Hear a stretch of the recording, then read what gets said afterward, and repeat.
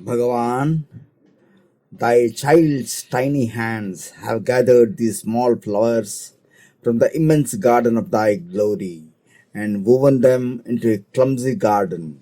But it is offered at thy divine feet with a big noise, calling it all about Shivananda.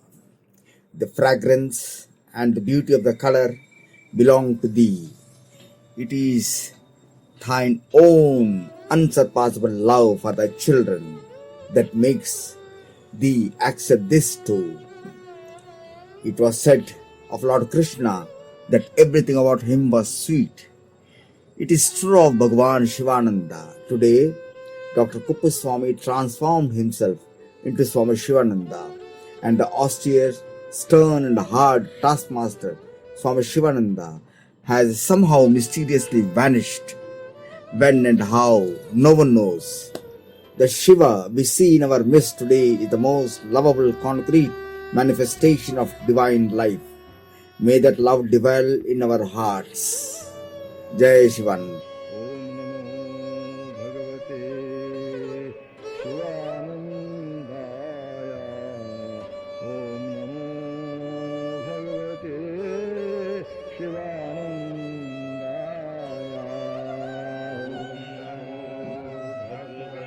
Modern man in search of a soul. Perhaps every one of us may be aware there is something lacking, but it is not easy for us to know what it is. We go on experimenting with various circumstances in life. Perhaps I lack material wealth. We struggle, experiment with it and get something, and find that it is not the thing that we wanted. We go on searching in various ways for other things such as power, authority, and doership, and we find that we are not really seeking them, and they are not at all what we expected.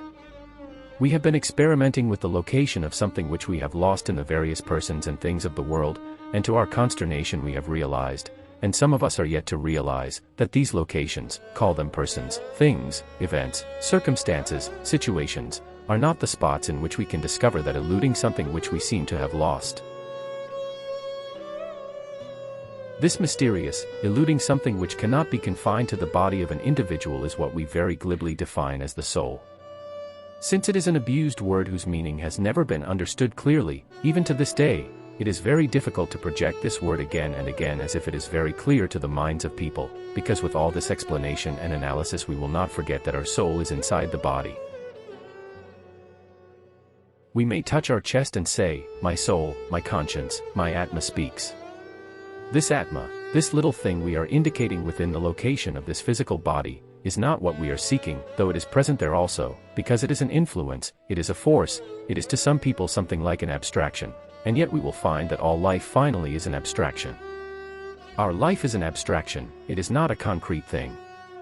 We are not living a concrete life. For instance, when we touch money, we are not touching a substance but are touching a value, a conceptual evaluation which is in the head and not in the hands.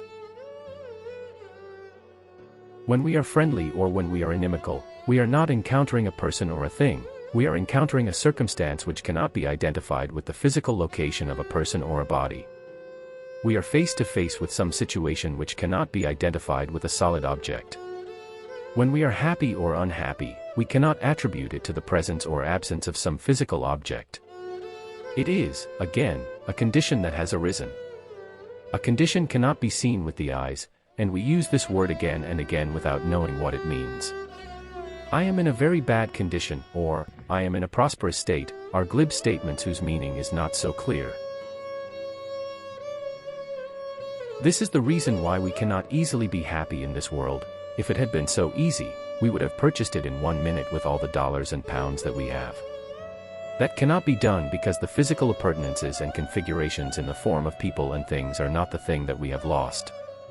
When a person has lost his power, he has resigned or retired from a very powerful position, he has lost something. What has he lost? He is the same man that he was. The retired man is the same man that he was while in that position.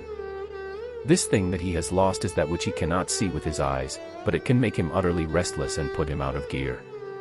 One can even go crazy if he is demoted and thrown down from a high pedestal. This pedestal is not a physical seat, it is a concept. So are we living in a physical world, really speaking? Or are we living in a world of concepts, ideas, notions, evaluations, and aspirations? Do we believe that this is a physical world? I am not going into the philosophical aspect of the doctrines propounded by Sankaracharya and others that the world is Maya. We will slowly open our eyes and find there is some truth in what he has said. We are seeing a table, we are seeing trees, this building, and the world is there so hard and solid. How do we call it Maya or unreal? We will realize one day that we are living in an unreal world. The people that are around us are not our people. The things that we seem to possess, we have really not possessed, nor have we been searching for them.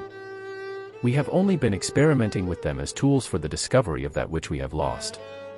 These friends of ours, these associations, these family members, this money, this status, this power, this authority, this land, this building, these are not the things we are asking for, though in a terrible state of ignorance we imagine that this is the soul that we wanted to grasp in life, and we will realize one day that this is not what we wanted. Otherwise, there could be no sorrow and bereavement. These are the tools that we have selfishly employed. We have been exploiting people and things in a very subtle manner to see whether they are the locations of that which we have lost in our lives. We have not lost anything physical. The physical world is still there, we cannot lose it. We are sitting on it, how can we say that we have lost it? The whole earth is under us, we have not lost it. We cannot say, I have lost the physical earth. What have we lost?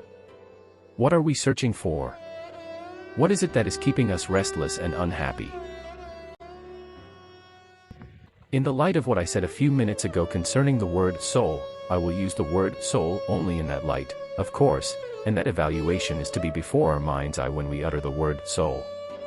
Man is in search of a soul or the soul. I will tell you why it is both a and the. We cannot think of the soul, we are not made in this way, because we do not see it.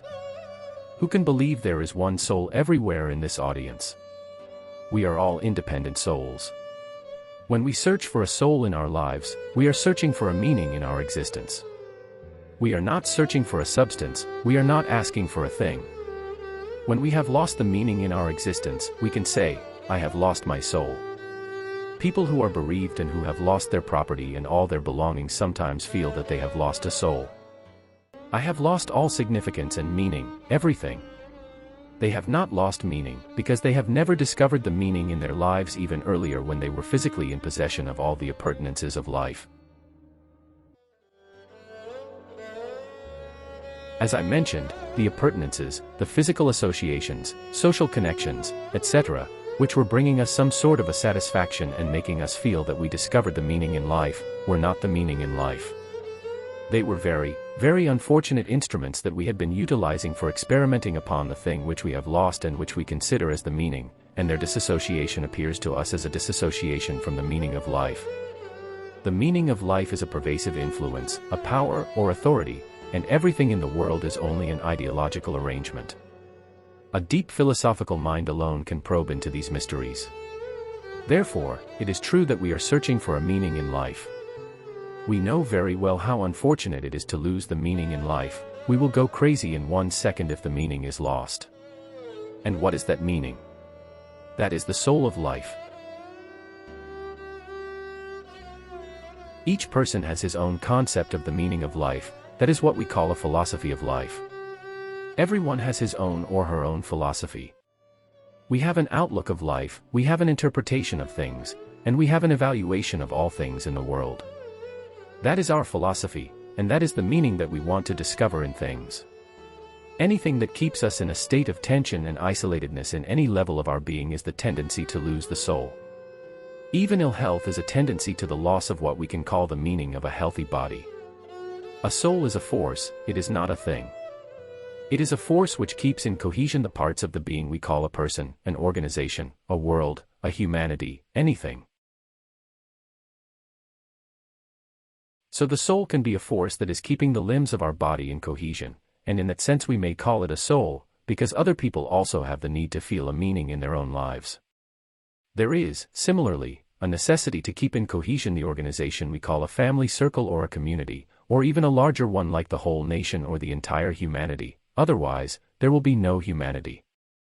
Humanity is a word that we use without understanding what it means. It is not a heap of people sitting together, it is a conceptual unity that we introduce into the presence of these isolated particulars called people. Humanity is one, though people are many. We can imagine that there can be one meaning in the midst of many people. That one meaning can be said to be the soul of humanity. Hence, the soul is large, and it is small. When it is large enough to comprehend the meaning that is discoverable in the whole of creation, we call it the soul. Yes, it is true. But the process by which we discover the location of the soul or the meaning in life is by degrees. The soul may be one, which is a different matter, but in our lives it does not always reveal itself as one. There are degrees of the manifestation or descent of this concept of the soul. I do not say there are degrees of the descent of the soul itself, but the concept of the soul has a descending character and an ascending character. This is the reason why we feel that there are many souls, and each one is searching for one's own soul, which perhaps is the reason why one is sometimes impelled to become selfish in spite of the fact that there are similar souls in other people. Yet we are occasionally altruistic, we think in terms of larger circles and the welfare of many other people, and we're serviceful, which tendency cannot be explained if the soul is only inside our body. So there is a larger soul than our own soul, yet we are searching for our own meaning.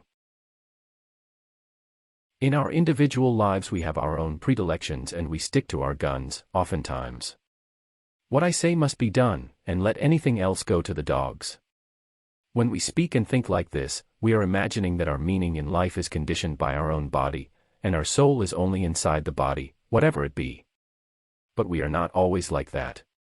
We oftentimes have a cultured attitude to discover a similar meaning in other people's existence also, which requires us to recognize a national soul. Om Namo Bhagavate Shivanandaya. Om Namo Bhagavate Shivanandaya.